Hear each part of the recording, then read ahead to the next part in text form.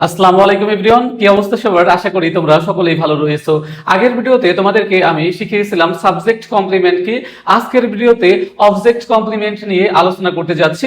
একটি এক্সাম্পলের মাধ্যমে কিভাবে সহজেই অবজেক্ট কমপ্লিমেন্ট চেনা যায় এই বিষয়টা নিয়ে আলোচনা করব। তোমাদের অনেকেরই এই অবজেক্ট কমপ্লিমেন্ট সম্পর্কে আইডিয়া নেই। যাদের অবজেক্ট কমপ্লিমেন্ট সম্পর্কে কোনো আইডিয়া নেই তাদের জন্যই আজকের ভিডিও।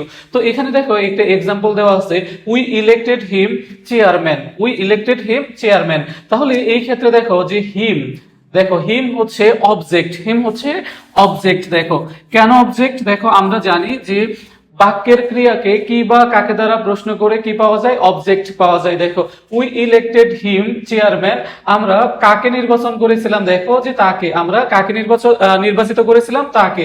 তাহলে কি বা কাকে দ্বারা প্রশ্ন করে উত্তর পেলে সেটা কি হয়? অবজেক্ট। দেখো কাকে দ্বারা প্রশ্ন করে আমরা উত্তর পেয়েছি? হিম। তাহলে এই হিম হচ্ছে অবজেক্ট। উই ইলেক্টেড হিম, দেখো যে চেয়ারম্যান, কাকে ইলেক্টেড করেছিলাম? তাকে। দেখো আমরা, তাহলে এই ক্ষেত্রে এটা হচ্ছে, এই হিম হচ্ছে অবজেক্ট। এখন দেখো এই অবজেক্টকেই বর্ণনা করেছে কি? দেখো চেয়ারম্যান, অর্থাৎ এই হিমই তো কি? দেখো চেয়ারম্যান, অর্থাৎ দেখো এই অবজেক্ট সম্পর্কে কি অতিরিক্ত তথ্য আর এই অবজেক্টকে ডেসক্রাইব করেছে। তাহলে এটাই হচ্ছে দেখো যে অবজেক্ট। দেখো অবজেক্ট কমপ্লিমেন্ট, কমপ্লিমেন্ট। তাহলে সহজেই একটা বিষয় মাথায় রাখবে যে অবজেক্টের পরের বিষয়, অবজেক্টের পরে যে বিষয়টি বসে যদি সেটা এই অবজেক্টকে ডেসক্রাইব করে এবং এই অবজেক্ট সম্পর্কেই অতিরিক্ত তথ্য দেয়, তাহলেই সেটা কি হয়ে যায়?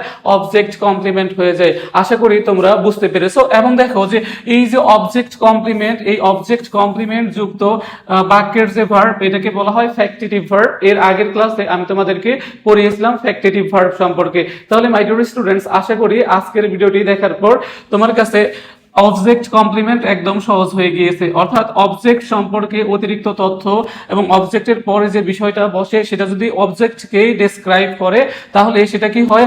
অবজেক্ট কমপ্লিমেন্ট হয়। আশা করি এই অবজেক্ট কমপ্লিমেন্ট নিয়ে আর কোনো তোমাদের প্রবলেম থাকবে না। আর এই অবজেক্ট কমপ্লিমেন্ট যুক্ত সেন্টেন্সের যে ভার্বটা থাকে সেটাকেই কি বলা হয়? ফ্যাক্টিটিভ ভার্ব বলা হয়।